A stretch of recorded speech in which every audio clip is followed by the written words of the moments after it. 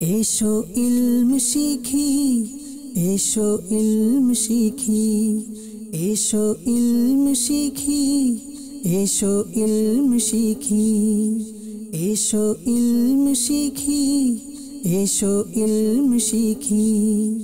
আলহামদুলিল্লাহি রাব্বিল আলামিন ওয়াসসালাতু ওয়াসসালামু আলা খাতামিন নবিয়্যিন আম্মা বা'দ ফাআউযু বিল্লাহি মিনাশ শাইতানির রাজীম বিসমিল্লাহির রহমানির রহিম। হযরত সাহাল বিন সাদ রাদিয়াল্লাহু তাআলা আনহু থেকে বর্ণিত, নবী করিম সাল্লাল্লাহু তাআলা আলাইহি ওয়া আলিহি ওয়াসাল্লাম ইরশাদ করেছেন, আমি ও এতিমের ভরণ পোষণকারী জান্নাতে এরকম থাকব। নবী করিম সাল্লাল্লাহু তাআলা আলাইহি ওয়াসাল্লাম এই দুই আঙ্গুলের মাধ্যমে ইশারা করেছেন যে এরকম ভাবে থাকবে, আর আঙ্গুলের মাঝখানে অল্প খালি রেখেছে, অর্থাৎ মিলিয়ে নয়, বরং এভাবে বলেছেন, আমি আর এতিমের ভরণ পোষণকারী জান্নাতে এইভাবে থাকব। সুবহানাল্লাহ। এতিমের ভরণ পোষণ দেয়া, এতিমের দায়িত্ব নেয়া, এতিমের দেখাশোনা করা, তা এমনিভাবে সম্মানিত হওয়ার মাধ্যম এবং হুজুর সাল্লাল্লাহু তাআলা আলাইহি ওয়াসাল্লামের সন্তুষ্টি অর্জন করার মাধ্যম। এতিম কাকে বলে? প্রত্যেক ওই নাবালিগ শিশু বা কন্যা যার বাবা মারা যায় তাকে এতিম বলে। বাবা যতক্ষণ জীবিত থাকে সে নিজের সন্তানের হিফাজতকারী, নিজের সন্তানের জন্য গাছের ছায়া ও ছাদের ন্যায় হয়ে থাকে। আর যখন কারো বাবা এই দুনিয়া থেকে চলে যায় তো এর মানে হচ্ছে তার ছাদ চলে গেল, তার গাছের ছায়া চলে গেল, তার হিফাজতকারী, তার শফিক, তার শিক্ষক, তার অভিভাবক এই দুনিয়া থেকে চলে গেল। যখন কোনো অপ্রাপ্ত শিশু ছেলে বা মেয়ের এই আশ্রয় চলে যায়, মাথার ছাদ চলে যায়, তখন অনেক লোক চায় সে নিকটবর্তী হোক বা দূরের, তারা দূরে চলে যায়। অতপর আপন আত্মীয় মুখ ফিরিয়ে নেয়। অতপর কেউ কোনো কিছু জিজ্ঞেস করতেও আসে না। এবং তাদের মধ্যে কেউ এমনও থাকে যারা এই এতিম বাচ্চাদের সম্পদের উপর লোভাতুর দৃষ্টিতে তাকিয়ে থাকে। এমন পরিস্থিতিতে দ্বীন ইসলাম এই সকল বাচ্চাদের উপর দয়া ও অনুগ্রহ করার নির্দেশ দিয়েছেন, তাদের সাথে উত্তম আচরণ করার আদেশ দিয়েছেন। এই জন্যই নবী করিম সাল্লাল্লাহু তাআলা আলাইহি ওয়াসাল্লাম তা ইরশাদ করেছেন, যে এই বাচ্চাদের জিম্মাদারি নিবে সে আমার সাথে জান্নাতে এরকম থাকবে। আল্লাহ পাক কোরআনে পাকে বিভিন্ন নেকিকে বয়ান করতে গিয়ে ইরশাদ করেন, লাইসাল বিররা আন তুওয়াল্লু উজুহাকুম কিবালাল মাশরিকি ওয়াল মাগরিব। কাজ এটা নয় যে তোমরা তোমাদের চেহারা পূর্বে বা পশ্চিম দিকে ফিরাবে, ওয়ালাকিন্নাল বিররা মান আমানা বিল্লাহি ওয়াল ইয়াউমিল আখির। বরং নেকির কাজ হলো যে বান্দা আল্লাহর ও শেষ দিবসের উপর ঈমান আনবে, ওয়াল মালাইকাতি ওয়াল কিতাবি ওয়ান নবিয়্যিন, ফেরেশতাদের উপর ঈমান আনা, কিতাব সমূহের উপর ঈমান আনবে, আল্লাহ পাকের নবীগণের উপর ঈমান আনবে। এরপর ইরশাদ করেন, ওয়া আতাল মালা আলা হুব্বিহি যাবিল কুরবা, আর আল্লাহ পাকের সন্তুষ্টির জন্য নিজের সম্পদ নিজের নিকট আত্মীয়দেরকে প্রদান করবে, তাদের উপর খরচ করবে। অতঃপর ইরশাদ করেন, ওয়াল ইয়াতামা ওয়াল মাসাকিন, আর আপন সম্পদ খরচ করবে এতিম ও মিসকিনদের উপর, তা হচ্ছে নেকি। ও মুসাফিরের উপর নেকি তো হচ্ছে বান্দা পরিপূর্ণ ঈমানদার হবে, নবীদের উপর ঈমান আনবে, ফেরেশতা ও কিতাবের উপর ঈমান আনবে। অতঃপর নেকি তো হচ্ছে যে নিজের নিকট আত্মীয়দের জন্য খরচ করবে ও এতিমদের জন্য খরচ করবে। তো এখানে আল্লাহ পাক এতিমের জন্য খরচ করাকে নেকি ইরশাদ করেছেন। অতএব যে এতিমের উপর খরচ করবে, যে এতিমের উপর অনুগ্রহ করবে, তো সে নেক কাজ করে, যাকে আল্লাহ পাক কোরআনে পাকে বর্ণনা করেছেন। অপর একটি জায়গায় আল্লাহ পাক এতিমের সম্পদের হেফাজত করার ব্যাপারে নির্দেশ দিয়ে ইরশাদ করেছেন, আর যে এতিমের সম্পদের হেফাজত করে না, অন্যায়ভাবে আত্মসাৎ করে, আল্লাহ পাক তাদের জন্য শাস্তি বর্ণনা করেছেন, কঠোর শাস্তি বর্ণনা করেছেন। ইরশাদ করেন, নিশ্চয়ই ওই সমস্ত লোক যারা অত্যাচারের সাথে এতিমের সম্পদ আত্মসাৎ করবে, অন্যায়ভাবে এতিমের সম্পদ আহার করে, তারা তাদের পেটে আগুন ভরপুর করছে। শীঘ্রই তাদেরকে উত্তপ্ত আগুনে নিক্ষেপ করা হবে। এখানে আল্লাহ পাক এতিমের সম্পদ আত্মসাৎকারীদের জন্য আল্লাহ পাক এত বড় কঠিন শাস্তির কথা উল্লেখ করেছেন। একদিকে এতিমের সাথে উত্তম আচরণ করা নেকি, অন্যদিকে এতিমের সম্পদকে আত্মসাৎ করা তা আল্লাহ পাক এমনভাবে বললেন যে সে যেন নিজের পেটে আগুন ভরছে আর তাকে উত্তপ্ত আগুনে নিক্ষেপ করা হবে। তাতে বোঝা যায় এতিমের সাথে উত্তম আচরণ করা তা নেকি, আর এতিমের সাথে উত্তম আচরণ না করা বরং উত্তম আচরণের বিপরীত তার সম্পদকে আত্মসাৎ করা তা অনেক বড় গুনাহে কবিরা। আল্লাহ পাক আমাদেরকে এতিমদের সাথে উত্তম আচরণ করার তৌফিক দান করুক। নবী করিম সাল্লাল্লাহু তাআলা আলাইহি ওয়াসাল্লাম অসংখ্য হাদিসে পাকে এতিমের সাথে উত্তম আচরণ করার ফজিলত বর্ণনা করেছেন। যদি বান্দা এই ফজিলতের প্রতি লক্ষ্য করে, তখন সে চিন্তা করবে যে এতিমের উপর অনুগ্রহকারী কত উপকারের মধ্যে থাকে। হুজুর সাল্লাল্লাহু আলাইহি ওয়াসাল্লাম ইরশাদ করেন, হযরত আবু হুরায়রা রাদিয়াল্লাহু তাআলা আনহু থেকে বর্ণিত, ইরশাদ করেন, এতিমের ভরণ পোষণকারী যদিও তার আত্মীয় হয় অথবা তার আত্মীয় না হয়, সে আর আমি জান্নাতে এমনভাবে থাকব। নবী করিম সাল্লাল্লাহু আলাইহি ওয়াসাল্লাম নিজের শাহাদাত ও মাঝখানের আঙ্গুলের মাধ্যমে ইশারা করে বলেছেন, যে এতিমের ভরণ পোষণ করে সে তার আত্মীয় হোক বা আত্মীয় না হোক, হুজুর ইরশাদ করেন সে জান্নাতে আমার সাথে থাকবে। অপর একটি হাদিসে মোবারকায় হযরত আব্দুল্লাহ বিন আব্বাস রাদিয়াল্লাহু তাআলা আনহু নবী করিম সাল্লাল্লাহু আলাইহি ওয়াসাল্লাম থেকে বর্ণনা করেন যে হুজুর সাল্লাল্লাহু আলাইহি ওয়াসাল্লাম ইরশাদ করেছেন, যে ব্যক্তি কোনো মুসলমান এতিম শিশুর খাবার দাবারের জিম্মাদারি নেয়, আল্লাহ পাক তাকে অবশ্যই জান্নাতে প্রবেশ করাবেন, শুধুমাত্র এমন শিরিক ব্যতীত যার কারণে তার ক্ষমা হবে না। আল্লাহু আকবার। নবী করিম সাল্লাল্লাহু তাআলা আলাইহি ওয়াসাল্লাম মুসলমান এতিম শিশুর জিম্মাদারি নেওয়ার ব্যাপারে ইরশাদ করেন, সে জান্নাতে অবশ্যই প্রবেশ করবে। হ্যাঁ, যদি তার আকীদা সঠিক না হয়, যদি সে মুসলমান না হয়, তাহলে সে জান্নাতে যেতে পারবে না।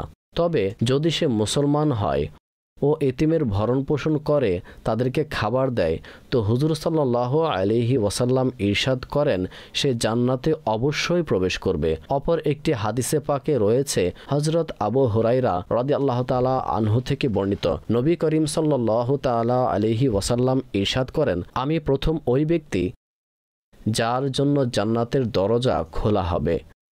তবে একজন মহিলা দ্রুত আমার নিকট আসবে, আমি তাকে জিজ্ঞেস করব, তোমার কি পেরেশানি, তুমি কে?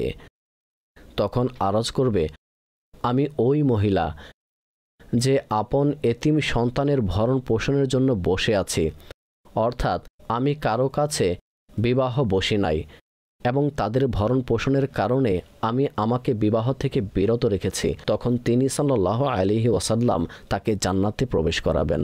আল্লাহু আকবার। এই হাদিসে পাক থেকে বোঝা গেল যে এতিমের জন্য নিজেকে ওয়াকফ করে দেবে, যে এতিমের জিম্মাদারি নিবে, লালন পালন করবে আর তাদেরকে দেখাশোনা করবে, তাহলে জান্নাতে প্রবেশ করবে।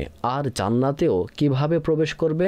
যে হুজুর ইরশাদ করেন, আমি প্রথম ব্যক্তি যার জন্য জান্নাতের দরজা খোলা হবে। তবে ওই সময় ওই মহিলা চলে আসবে যে দ্বিতীয়বার এতিমের জন্য বিবাহ করে নাই। তখন সরকার সাল্লাল্লাহু তাআলা আলাইহি ওয়াসাল্লাম তাকে জান্নাতে প্রবেশ করাবে। যেই পুরুষ বা মহিলা এতিমের দেখাশোনা করে, হিফাজত করে, নিজেকে তাদের হিফাজতের জন্য ওয়াকফ করে দেয়, তাদের হক আদায় করে, তাদের উপর দয়া ও অনুগ্রহ করে, তাহলে আল্লাহ পাক কিয়ামতের দিন তার উপর দয়া ও অনুগ্রহ করবেন।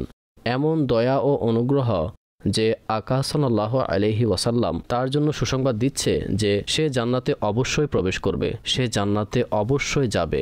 না শুধু জান্নাতে যাবে, বরং নবী করিম সাল্লাল্লাহু তাআলা আলাইহি ওয়াসাল্লামের সাথে এভাবে থাকবেন।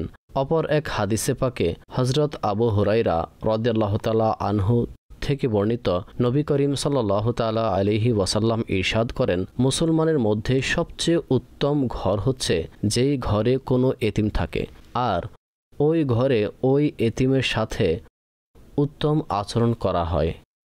আর সবচেয়ে নিকৃষ্ট ঘর হচ্ছে যাতে কোনো এতিম থাকে আর ওই এতিমের সাথে ওই ঘরে খারাপ ব্যবহার করা হয়। আল্লাহু আকবার। নবী করিম সাল্লাল্লাহু তাআলা আলাইহি ওয়াসাল্লাম ওই ঘরকে উত্তম বলেছে যেই ঘরে এতিম থাকে, যেই ঘরে এতিমের লালন পালন করা হয় এবং তার সাথে উত্তম আচরণ করা হয়।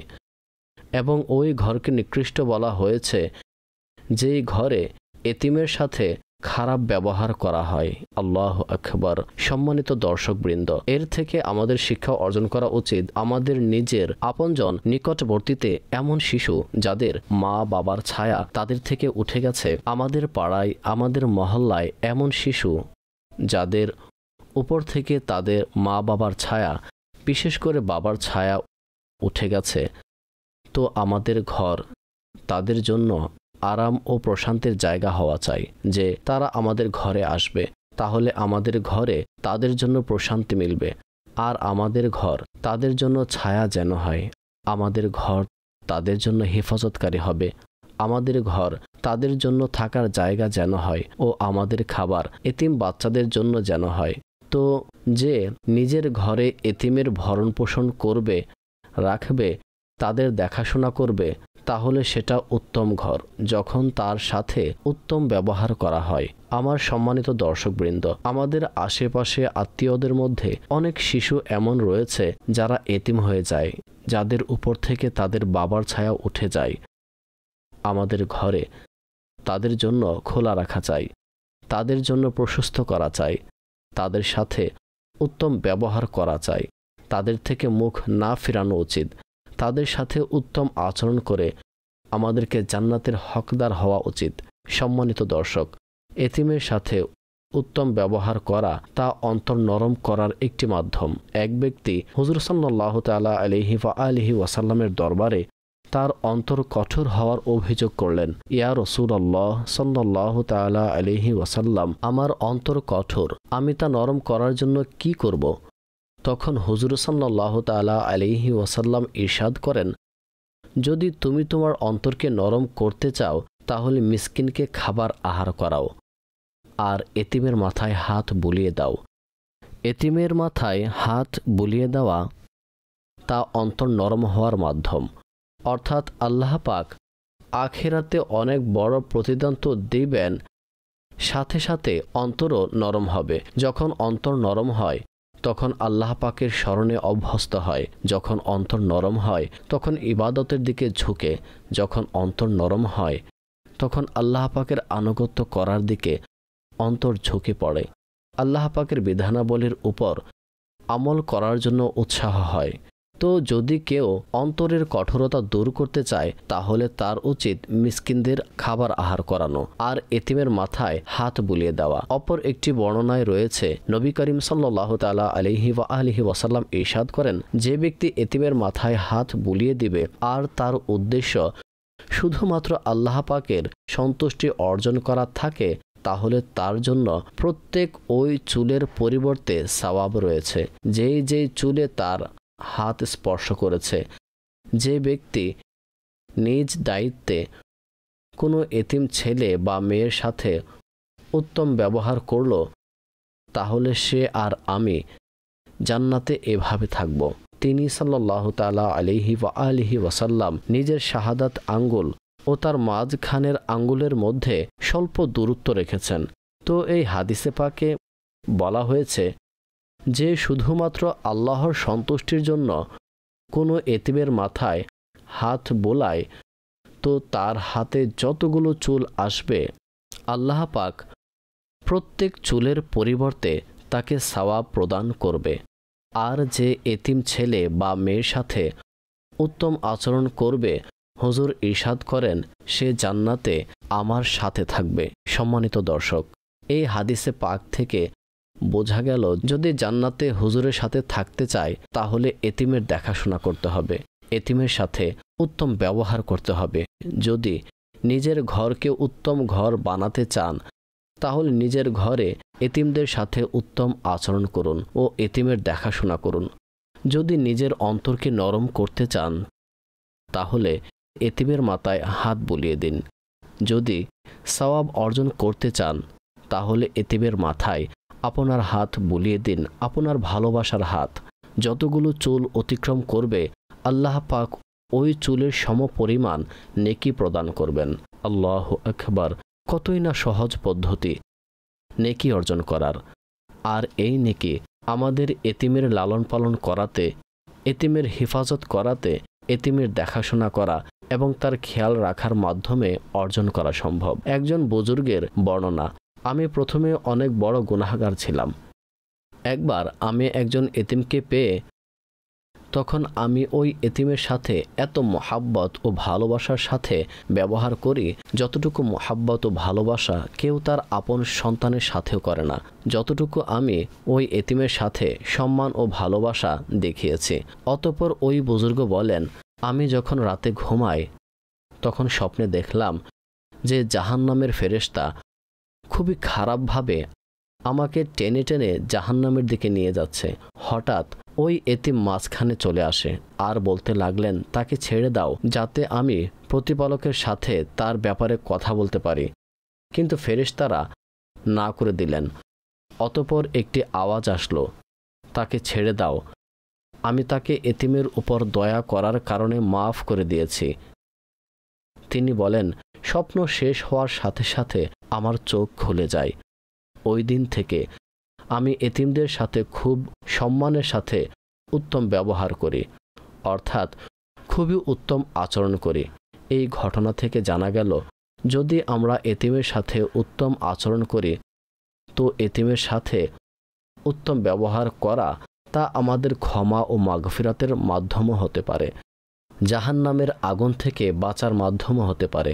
যখন হুজুর ইরশাদ করেছেন অবশ্যই জান্নাতে প্রবেশ করবে, তাহলে এমন ব্যক্তি কিভাবে জাহান্নামে যাবে? সম্মানিত দর্শকবৃন্দ, এই সকল হাদিস থেকে এই কথা প্রমাণিত হলো এতিমের সাথে উত্তম ব্যবহার করা তার শিক্ষা আমাদেরকে দ্বীন ইসলাম দেয়। আর উত্তম আখলাকের বৈশিষ্ট্য হচ্ছে যে এমন দুর্বল শিশু যার মা বাবা চলে গেছে সে পূর্বে থেকেই চিন্তায় থাকে, সে পূর্বে থেকেই কষ্টে দিন কাটাচ্ছে। এখন যদি কোনো ব্যক্তি তাদের কষ্টকে কমিয়ে দেয়, তাদের পেরেশানিকে কমিয়ে দেয়, নিজের উত্তম ব্যবহারের মাধ্যমে তাদের উত্তমভাবে লালন পালন করে ভালো শিক্ষা ও তরবিয়তের মাধ্যমে তাদের কষ্টকে কমিয়ে দেয়, তাহলে আল্লাহ পাক বান্দার এই আমলকে পছন্দ করেন। আল্লাহ পাক আমাদেরকে এতিমদের লালন পালন করার, তাদেরকে হেফাজত করার, তাদের খেয়াল রাখার তৌফিক দান করুক। আমিন। বিজাহিন নবীল আমিন সাল্লাল্লাহু তাআলা আলাইহি ওয়া আলিহি ওয়াসাল্লাম। এসো ইলম শিখি, এসো ইলম শিখি, এসো ইলম শিখি, এসো ইলম শিখি, এসো ইলম শিখি, এসো ইলম শিখি।